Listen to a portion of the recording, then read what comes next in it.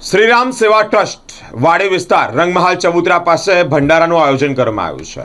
આ ભંડારો કે જ્યાં ધાર્મિક વાતાવરણ જોવા મળ્યું છે।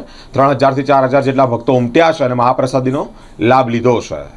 શહેરમાં આવા ધાર્મિક કાર્યક્રમો થતા રહે છે। શ્રીરામ સેવા ટ્રસ્ટ પણ આ બાબતે અગ્રેસર છે। મહાપ્રસાદીનું આયોજન કરવામાં આવ્યું જેમાં ઘણા બધા ભક્તોએ લાભ પણ લીધો છે। શ્રીરામ સેવા કેન્દ્ર વાડી રંગમહાલ ભંડારાનું જે આયોજન કર્યું છે તેમાં વાડીની તમામ ટોળોએ અને દરેક છોકરાઓએ અમને સારો સાથ અને સહકાર આપ્યો અને આજના શુભ પ્રસંગને એવો દીપ પ્રાગટ્યની જેમ સરસ રીતે અમે ઉજવ્યો છે। આવો દર વર્ષે અમે કરીએ પ્રોગ્રામ એવી અમારી શુભેચ્છાઓ અમે પબ્લિકને આપીએ છીએ કે પબ્લિક અમને આવો જ સાથ અને સહકાર આપશે। આશરે આ ભંડારામાં કેટલા લોકોએ જમણ કર્યું હશે? અમારી વ્યવસ્થા પ્રમાણે અમે 5000 જણનું જમણ નક્કી કરેલું હતું।